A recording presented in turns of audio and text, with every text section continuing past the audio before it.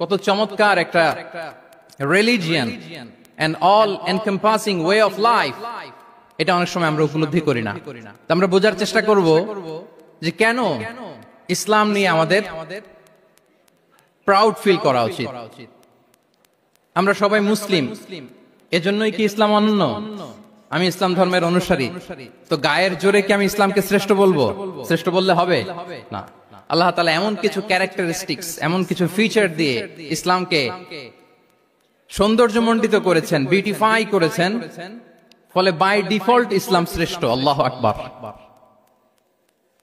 এটা জোর করে, তর্ক করে, চাপার জোরে ইসলামকে শ্রেষ্ঠ প্রমাণ করা লাগবে না। বাই ডিফল্ট ইসলাম শ্রেষ্ঠ। এমন কিছু ফিচার আল্লাহ তাআলা আমাদেরকে দিয়েছেন ইসলামের ভেতরে, যে কারণে ইসলাম বাই ডিফল্ট এটা শ্রেষ্ঠ একটি ধর্ম।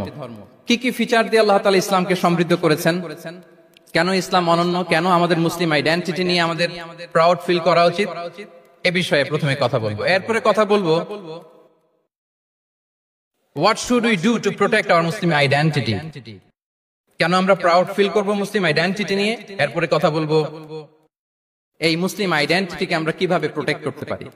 তাহলে প্রথমে ইসলামকে আল্লাহ তাআলা কি কি অনন্য ফিচার, ক্যারেক্টারিস্টিক্স, বৈশিষ্ট্য দিয়ে ধন্য করেছেন। আমরা যদি এই টপিকে কথা বলি তাহলে দেখব যে আল্লাহ তাআলা ইসলামকে একটা knowledge based way of life বানিয়েছেন। এটা জ্ঞান ভিত্তিক ধর্ম। অজ্ঞতার সাথে, ইগনোরেন্সের সাথে এই ধর্মের কোনো সম্পর্ক নেই। এবং ইসলামের প্রথম যে বাণীটি, কোরআনের প্রথম যে আয়াতটি, দ্য ভেরি ফার্স্ট ভার্স আল্লাহ তাআলা যে নাজিল করেছেন, সেখানেও আল্লাহ তাআলা আমাদেরকে জ্ঞানার্জনের কথা বলেছেন। হেরা গুহায় সূরা আলাকের প্রথম যে আয়াতটি নাজিল হয়েছে সেটি কি ছিল? ইকরা। আওয়াজ করে বলুন সেটি কি? ইকরা বিসমি রাব্বিকাল্লাযী খালাক। Read in the name of your lord who has created. পড়ো তোমার প্রভুর নামে যিনি শিখিয়েছেন। তাহলে ইসলামের প্রথম কথাই হচ্ছে পড়ো, এক্সপ্লোর করো, ইনোভেট করো, ডেভেলপ করো। ইসলামের প্রথম কথাই হচ্ছে পড়া। জ্ঞানের সাথে নিজেকে জুড়ে রাখো, অজ্ঞতার সাথে ইসলামের কোনো সম্পর্ক। এবং জ্ঞানকে আল্লাহ রাসূল সাল্লাল্লাহু আলাইহি ওয়া আলিহি ওয়াসাল্লাম বিশ্বময় ছড়িয়ে দিতে বলেছেন।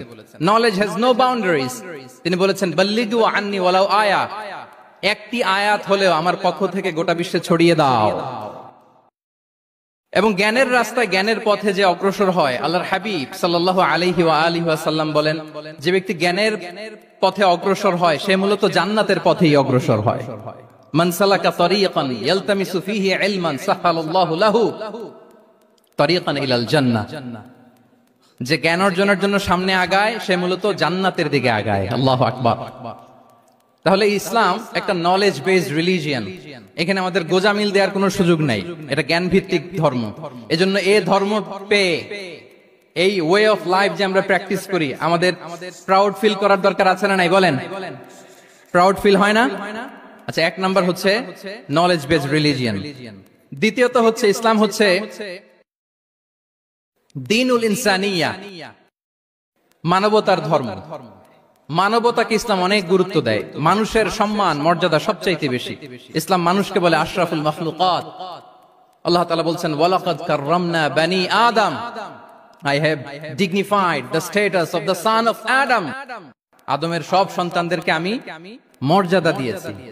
তিনি বলেননি যে আমি মুমিনদেরকে শুধু মর্যাদা দিয়েছি, শুধু মুসলিমদের মর্যাদা দিয়েছি, কেবলমাত্র মুসল্লিদেরকে মর্যাদা দিয়েছি, এমন তিনি বলেননি। ওয়ালাকাদ কাররামনা বানি আদম।